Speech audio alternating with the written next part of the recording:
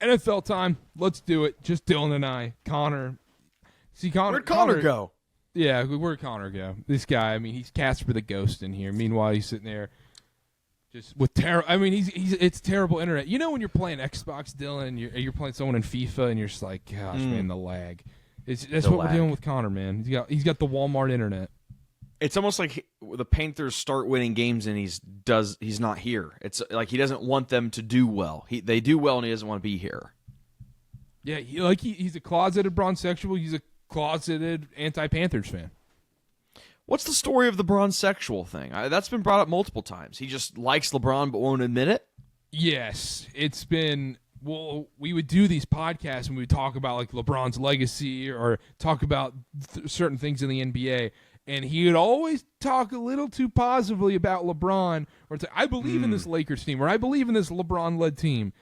And eventually it just came to a point, it's like, you just love LeBron. You're a closeted bronzexual. So when you bring that up to him, he denies it? It's kind of like if you bring up, like, he's an anti-Panthers fan, where it's like, I think you just don't like Bryce Young. And okay. You get that same response from him. Yeah. Yeah. But then at one point he was like, I don't like Bryce Young. So was there a point where he was like, I do like LeBron? He'll flip-flop back. I mean, he might as well be in a swing state, Just depends what how the Lakers played the night before type deal. Yeah, like one day he's Mitt Romney, next day he's Kamala Harris. Oh my gosh, what a divide! Yeah, it's Mitt Romney, crazy. Man. Yeah, shout out my guy. Yeah, something like that. Guy Mitt. Yeah, BYU guy. Technically, a BYU guy. People don't know this. Started the Affordable Care Act in Massachusetts before it was Obamacare. People forget. They called it Romney Care in Massachusetts. You know who didn't forget? Obama? Young Republican Dylan. I actually think I've used that as an anti-Republican talking point. that I think I've brought that up. Yeah, I've used that as an anti-Republican talking point. Wait a second, you're so against affordable care. What about this Romney guy that did it in Massachusetts before it was popular? Oh, brother. Anyhow, Politics minute. We got the NFL this week, but you know, Dylan, we've done this week after week. There's no storylines in the NFL. There is no there. We'll dive into games. We'll get into games and everything, but the storylines, like Drake May MVP, May might as well be playing a Group of 5 schedule. Is there something wrong with me? Because I feel the same exact way. Like I look at these games, I have no opinions. I'm like, have I lost the luster for NFL? No, because I think it's just how this league is now, where you see, like, you go through each game, you go Giants, Bears, either team could win. Falcons, Colts, either team could win. Bills, Dolphins, Bills will probably blow them out, and Mike McDaniel gets fired. But they don't. It's like last week or 2 weeks ago, favorites almost swept the board. Like, I don't know. It just feels. I look at these games. I'm like, I don't have strong opinions, which is a problem. I need to fix that. I want to bring up something real quick. Even with the trade deadline, Adam Schefter was posting like unprecedented trade deadline. Am I the only one that saw this and thought it was pretty uneventful? A couple defensive players, big defensive names, but it was interesting. The Jets did a fire sale, which. I'm normally like, yeah, I agree with, you do need to, get what you can out of these guys and rebuild and everything. But the Jets are working with nothing now. I mean, absolutely. Like, you thought the Titans were bad, buddy. You got competition for the number 1 overall pick. The Jets are making sure they are drafting 1-1 in this draft. And I also wonder, when you're getting rid of Sauce Gardner and Quentin Williams, and you're a bad team, but you want to be that bad to close the year. They must have a quarterback they already love, because I didn't think there's any player that separates themselves as the number 1 quarterback yet. Like Fernando Mendoza, Dante Moore, Lenore Sellers, Ty Simpson. Like, I don't think any of them have separated themselves whatsoever. The Jets clearly know who they want at number 1, because otherwise I don't think you do this. Yeah, and what's interesting is they're stockpiling these first-round picks like they didn't have like 5 in 21 and 22, and they're exactly where they're at right now, unless you trust the decision-making at the top has changed so much from just 4 years ago. It's no longer First Joe round picks. Douglas, Robert Saleh, so, I mean, it has to be better, I guess. Maybe you think that, yeah, you're going to make better draft picks, but they've been in this position before with a bunch of first-round draft picks, and they've blown it. So it'll be interesting to see how that plays out. Looking at some of the trades, Cowboys make adjustments on defense. They get Logan Wilson. They get Quinnen Williams from the Jets. It still kind of feels mute because you had Micah Parsons at the beginning of the year. Yeah, I like the trade a lot for the Cowboys, but then with the Cowboys, is it too little too late for them? I mean, they have a gauntlet to close the season. They're going to beat Vegas next week on Monday Night Football or whatever. Like, that's fine. Or 2 weeks from now, I think it's Monday Night Football they're playing on.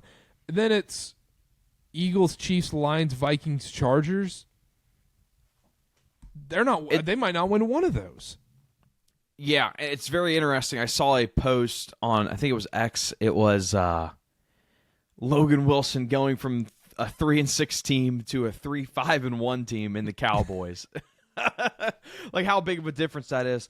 But look, we can wrap up trade talk real quick. But the biggest trades that I kind of like are the wide receiver trades. The Seahawks getting Rashid Shaheed.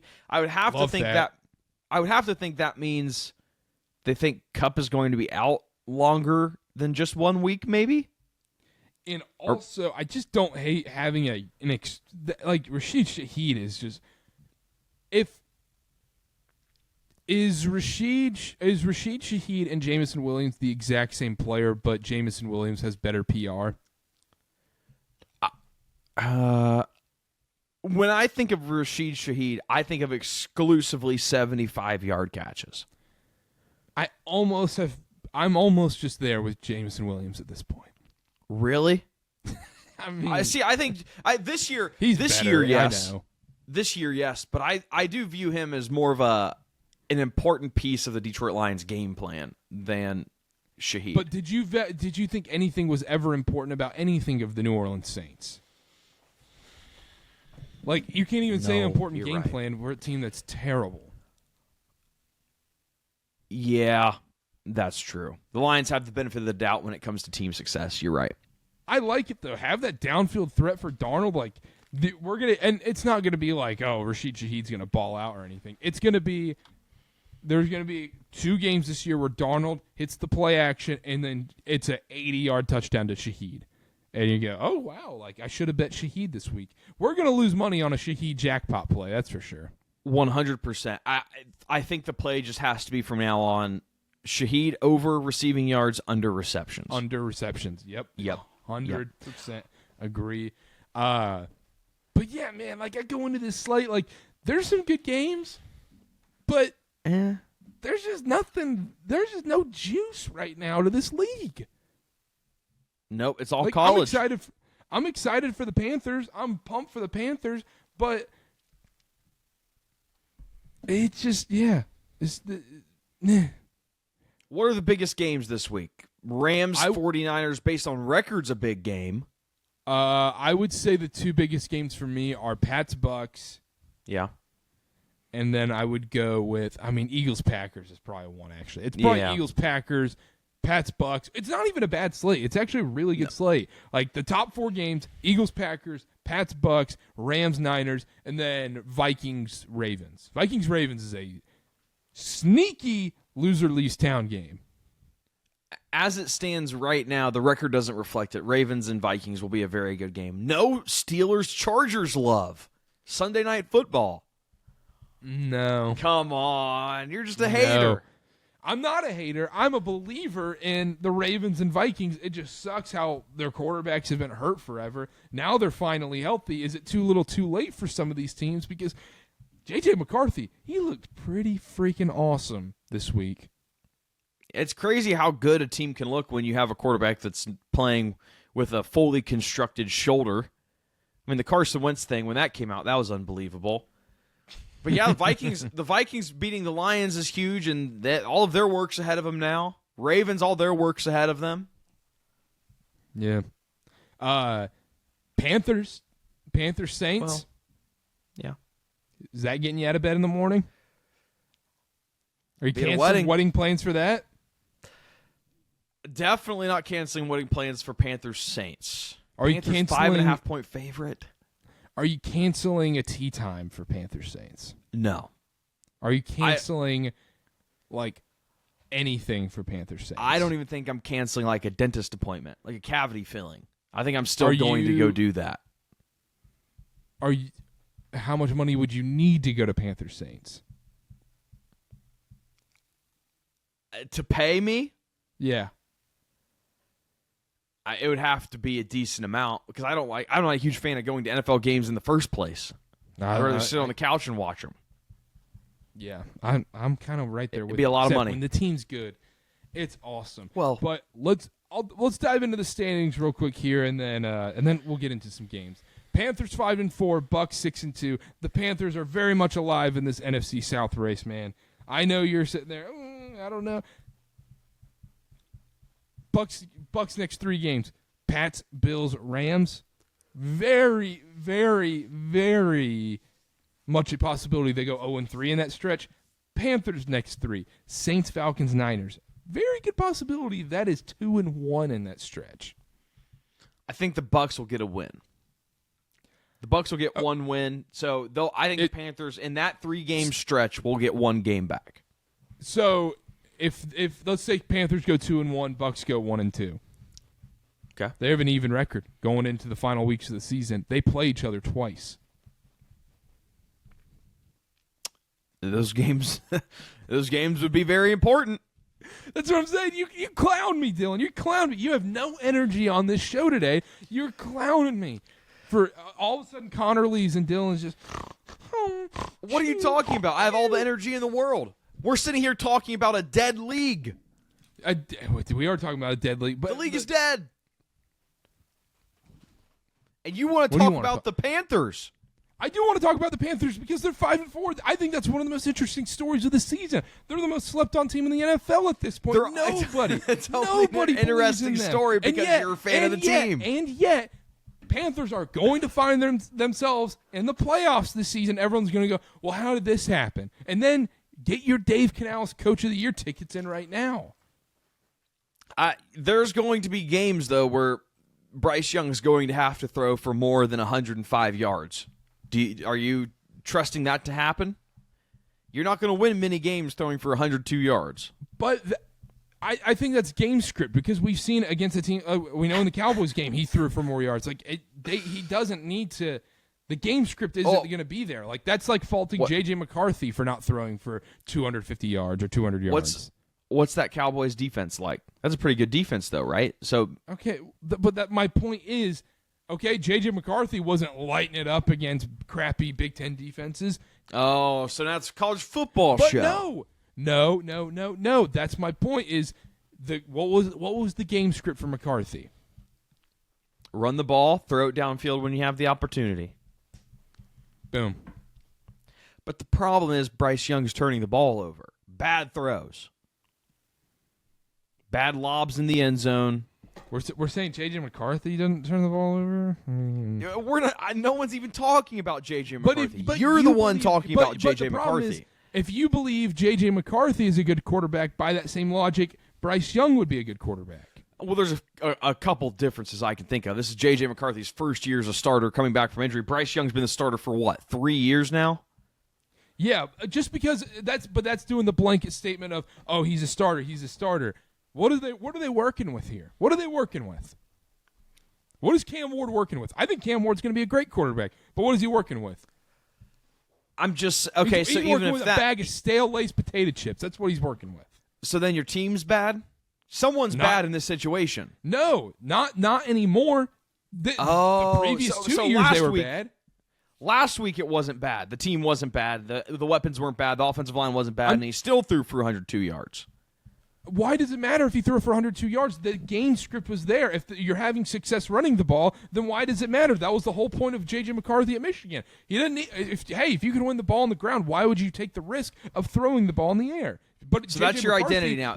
But J.J. McCarthy was still a good quarterback. So, even though he didn't light it up with 300-plus passing yards. So Bryce Young, the playmaker, fun quarterback, is now on a team that's grounded pound, run the ball, and you're okay with that. Yes.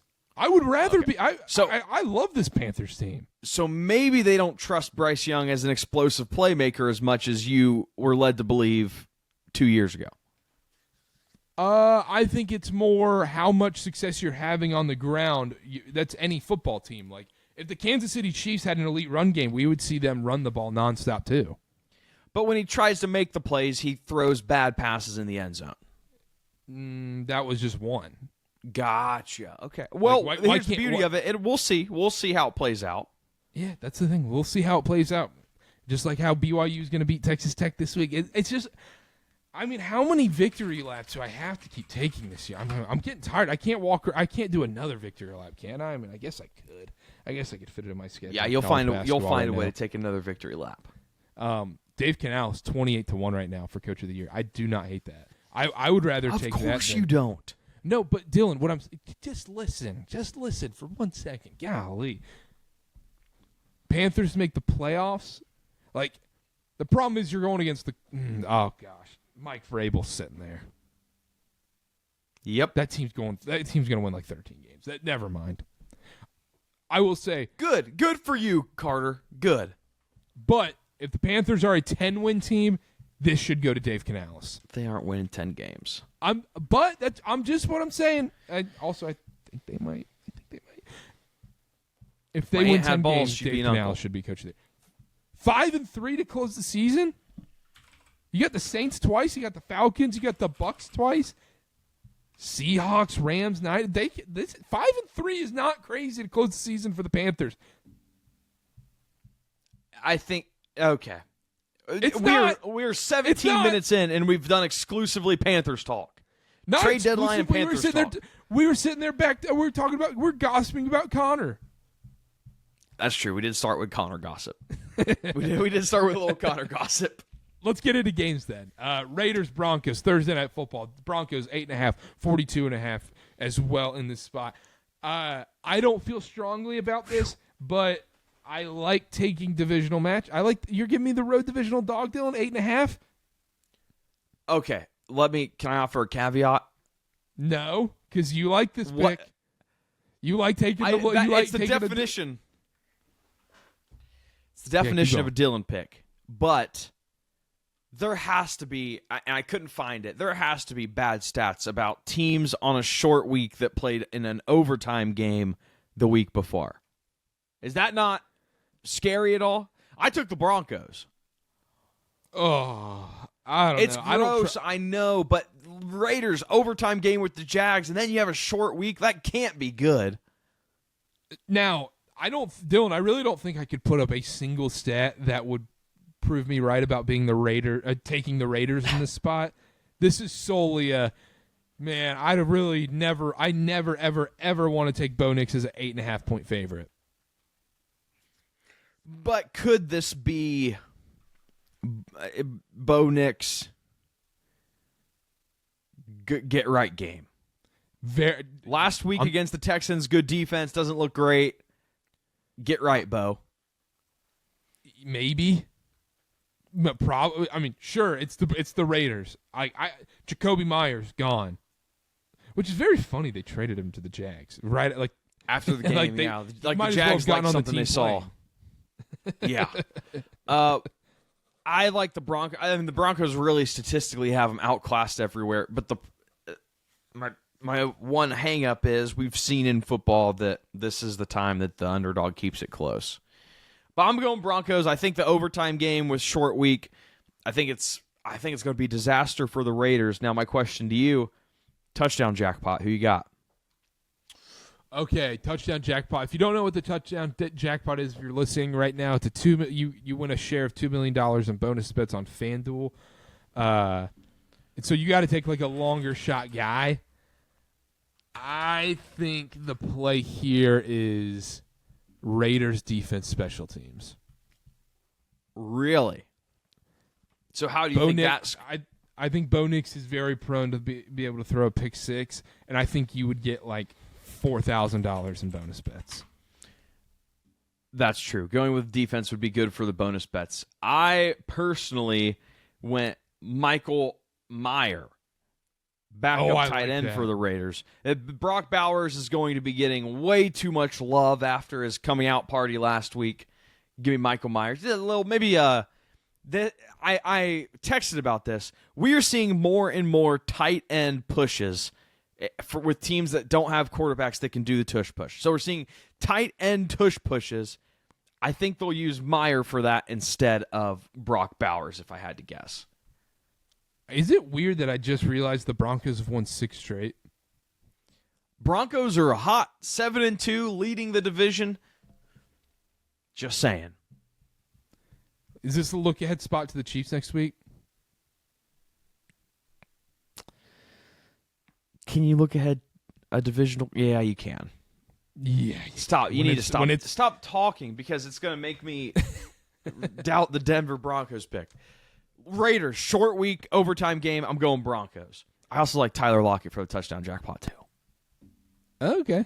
All right. Who does he play for? Raiders. Okay. Just testing you. Just testing. You kidding me? Pete Carroll? He was always. Oh, yeah, you're right. Getting his guy. You're right. I didn't think of that. Falcons, Colts, games in Berlin. Colts 6.5. This is kind of a sneaky game to give to Berlin. Not like the Falcons are kind of frisky. Did that Steelers-Colts game worry you about the Colts at all? No. I think a stinker like that from Daniel Jones was overdue. He was performing so well. I think it was due at some point. Steelers scored, I think, 21 other 24 points off of turnovers. Just kind of how the cookie crumbles sometimes. That's why I'm getting back on the Colts here, -6.5. I just realized I've taken 2 favorites so far. I hate it, but I think that game was more of an anomaly than it is an indicator of what's to come for the Colts. So I'm going Colts. I'm also not a big believer in this Falcons team, especially if they can't get the run game going like they've kind of struggled to the last 2 weeks. Passing game, Colts defense has the advantage. They've bolstered the defense in the via the trade deadline, and the rushing attack. I mean, the Falcons' rushing defense, 21st in design runs, 24th in overall rushing efficiency, 27th in rushing inside the tackles. Jonathan Taylor's going to have a heyday. I think it's all Colts. I think it's all Colts here as well.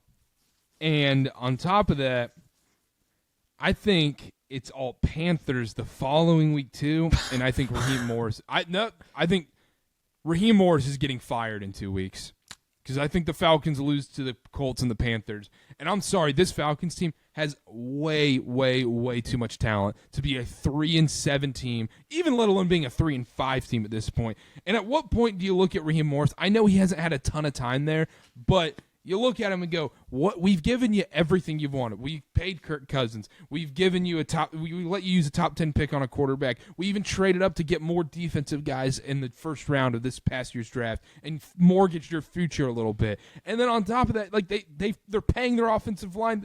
They are paying them a crap ton on the offensive line. And meanwhile, you have Baughan Robinson, Drake London. You have legit weapons on this team. And you play in the NFC South, and you're 3-5. I think they're going to end up being 3-7 over the next 2 weeks. I think Raheem Morris might be the next coach fired. Mike McDaniel maybe happens after this week. They said they're keeping him on the whole year until the end of the year because they fired the GM. Then give me Raheem Morris. I think he gets fired midseason, and he should. So what's been the problem with the Falcons? They have all talent. I don't know if it's coaching. I don't know what it is, but I clearly think the talent's good enough to win, to be competitive in this division. The Falcons are a way more talented team than the Panthers. Wouldn't you agree? I would agree with that. Is this a Penix problem? Maybe. I mean, yeah, there's been some games like the 30-0 Panther games. You could 100% throw that on Penix. It's just, I think it's a mix of coaching. Like, I think if you get the right coach in the building, you can make this work. There's so much talent on this roster. It doesn't make any sense. They do rank second in total penalties against. Second as in second most. I should specify that. Yeah, that's institutional. That comes from the top. Funny enough, their turnover differential, they're 7th, +4, and yet they're still 3-5 with all that talent. You make a good point. I never thought of that. They're terrible. They're terrible for no reason. You have arguably, the most talented running back in the NFL? Nothing. Drake London, top 10 receiver. Yeah. Kyle Pitts should have been better. I think Kyle Pitts can still be solid, but he's been decent. He gets a lot. He probably gets the worst rap out of any skill position player. Yeah, I mean, when you're drafted 4th as a tight end. Yeah, but yeah. Okay. All right. Well, all right. Yeah. Shout out the Falcons. All Colts. Ravens, Vikings. Ooh. Where are we going here? I mean, the Ravens are 4.5 point favorite. Games in Minnesota. I talked about it. Maybe a loser leaves town game. J.J. McCarthy looks pretty freaking good in his return. Baltimore coming off 2 straight wins, but 2 of those were against the Bears and the Dolphins. Not great opponents. I don't think the Ravens looked spectacular on Thursday Night Football by any means. It was just the Dolphins were, hey, Baltimore, please take this game from us. We don't care. Purple off. I think it's very important to start there. Very good Purple color. Purple off equals over. Does it? Mm-hmm. Yeah. Purple Inside in biblical times was a sign of royalty. Yes. That King Henry touchdown. Wow. Yep. That's it. 2 touchdowns. King Henry 2 touchdowns. You like the Ravens in this spot? No, I love the Vikings. I really think they found something with JJ coming back. Huge win on the road, divisional game against the Lions as a 8-point underdog. I don't know what it ended at, but it opened up at that. JJ McCarthy's been pretty good with a short time to throw. Last week against the Lions, when he had less than 2.5 seconds to throw, he completed 6 of 7 passes for 66 yards and a touchdown. So I think the key, especially while he's still learning, get the ball out quick, let your playmakers do things, and they had success with that last week. I'm going to ask you a question. Does Lamar Jackson play defense? He does not. So that's my hang-up with this Ravens team, is even with Lamar back, I understand it makes their offense better. The defense still not great. They got some guys back, though, on defense. Well, let's see if it means anything, because they've had a pretty talented roster in years past and still have really struggled in the past game. I like the Vikings here, too. This is bad. Why are we agreeing on everything? I like the Vikings here, too, Dylan. I loved what I saw out of J.J. McCarthy last week. It's other than that one interception, things are looking good. I think this is the guy. It's easy to gloss over that. Huh? Are you serious right now? I'm not glossing over it. Glossing over it would be not bringing it up. Glossing over it. No, we spend 3 minutes being like, "Oh, Bryce throws these interceptions. They're terrible interceptions." Meanwhile, J.J. McCarthy. Other than that one pick he had, J.J. McCarthy is amazing. If I was just glossing over it, I wouldn't have brought it up. I acknowledge it. I said it was bad, but here's the difference, right? 2 passing touchdowns. How many did Bryce Young have? That's going to be the difference from now on. There are bright spots to look at with these quarterbacks that aren't named Bryce Young. Well, also, you're going against an easier defense. The Lions' defense, come on. The Lions' defense is worse than the Packers' defense? Yes. Okay. All right. What are you smoking? That's insane. But I guess we can find a pretty quick answer to this. NFL, PFF, premium stats, defense, sort. Packers, no. Oh, okay, no. Hey. It's negligible. The Packers are second. The Lions are fourth. That's negligible. Not statistically significant. Who's better defense? I think it's a toss-up. Did you say second best? Did you say second best defense in the league? The Packers are the second highest rated defense via PFF. That's not surprising, honestly. Lions are fourth. Like 143 passing yards. Really? That's it? Not great. Not great. You got to get those numbers up. Got to get those numbers up. That's the thing. You have a quarterback his first full year in the NFL. You can't compare him to a guy that's been in the league for 3. But yeah, you can. No, absolutely you got to learn. We do it all the time. You got to learn. We do it all the time. 143 passing yards. Are you sure about that, Dylan? It's not great. I'm not going to say, but it's good for a first-year quarterback. It is great. It's fine. They were able to get it done in other ways. He'll be fine. But okay, all right. Pats Bucks minus 2.5. Over under 48.5. Bucks coming off a bye, maybe getting a little healthier. The Pats should have lost to the Falcons. I mean, the Falcons missed extra point, kind of effed that game over.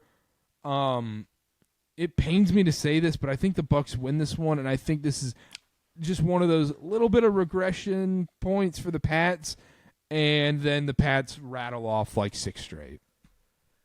So I want to pose a question to you. Curious your thoughts. Pats Bucs fraud off? I love what you're cooking up here. And I think ultimately the way to go about this game, if it is a fraud off, is to go under 48.5. I know that's gross, but I do kind of like the Bucs here. You think over? I don't love either of these defenses. Okay, all right, that's fair. I took the Bucs. Both these teams' record in close games: Bucs 4-1, Patriots 4-2. I think that tells you all you need to know about the fraud off there. I took the Bucs coming off the bye, getting healthy. I did actually bet this game. Bucs minus 2.5.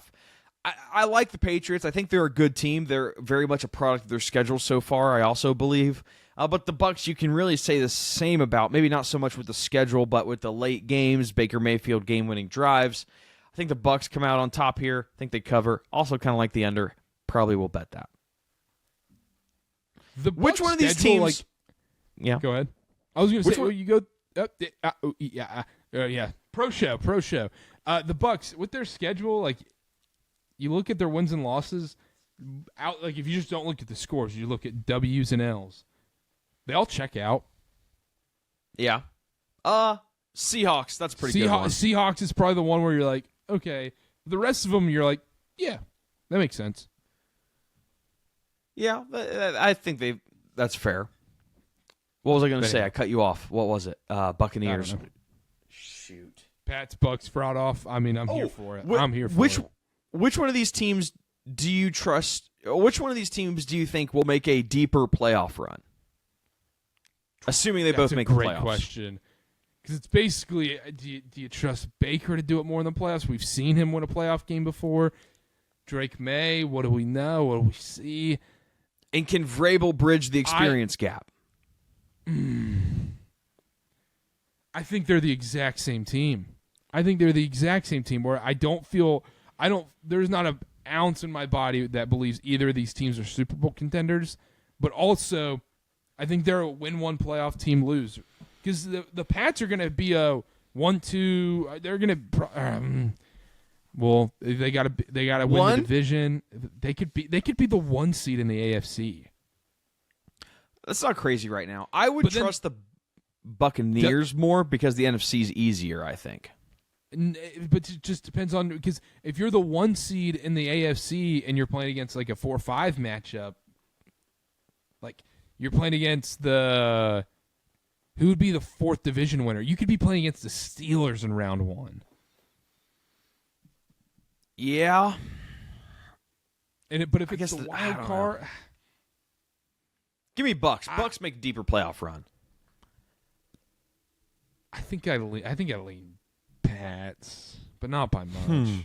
Yeah. I think like you said, I think that's a great question. I think they're the exact same team. And here's the reality of it.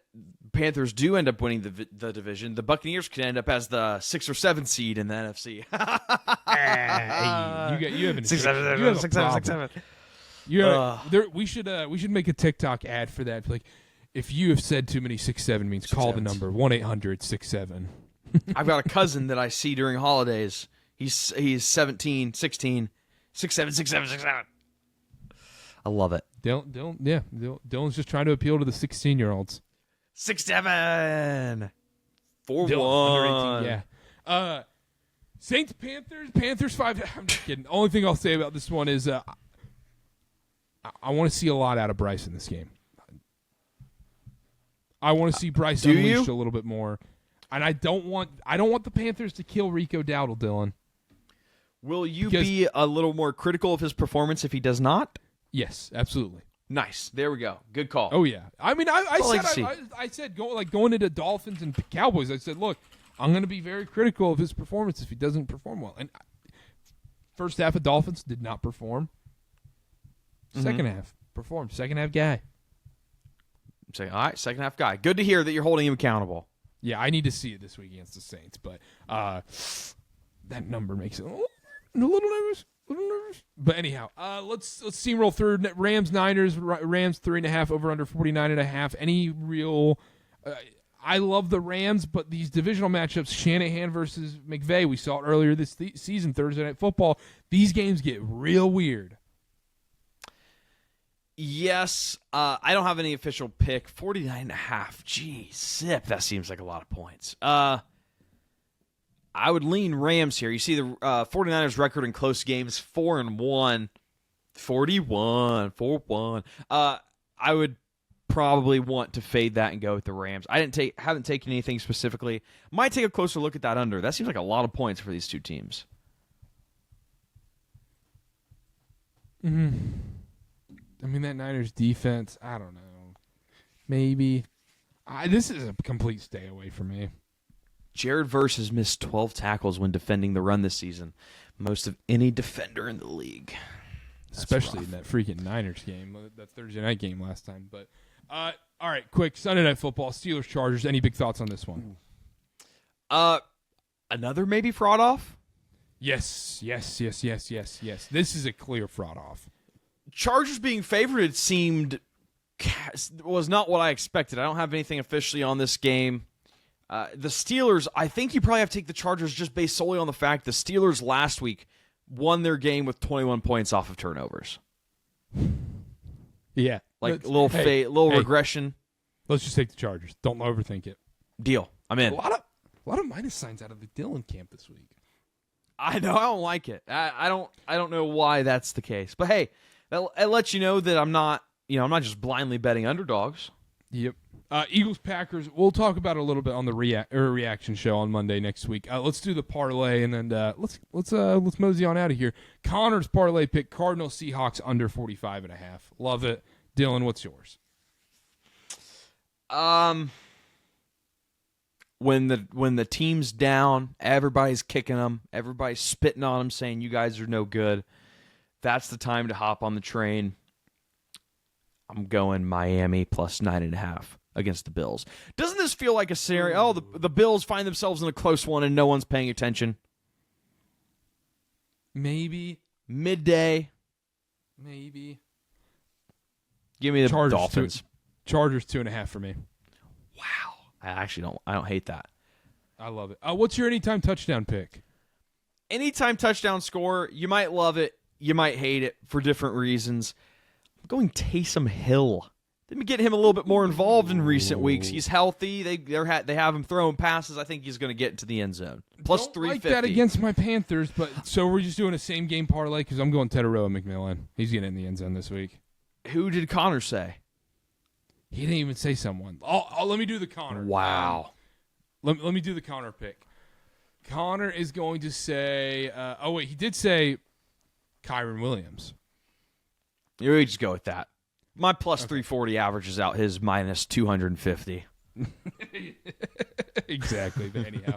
All right, that's it from the NFL. Make sure to follow. Make sure to subscribe. Make sure to check out KarterKast everything. Some KarterKast stuff coming soon as well. Make sure to follow at KarterBA, at Connor_Sparrow. Download SeatGeek. First purchase, $20 off. $50 minimum purchase required using code KarterKast. That's KarterKast at SeatGeek.com.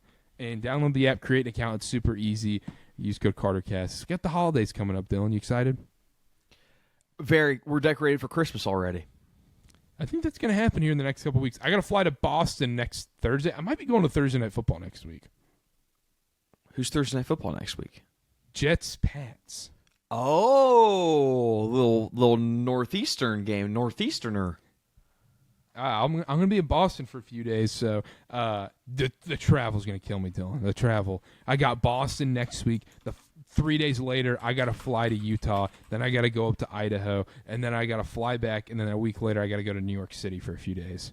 You got to chill. You got to chill with the travel. You're always traveling. It's bad. It's bad, Dylan. But anyhow, all right, that does it from us. Make sure to tune into the reaction show on Monday and check out all our KarterKast content at KarterKast on everything. We'll see you all next time.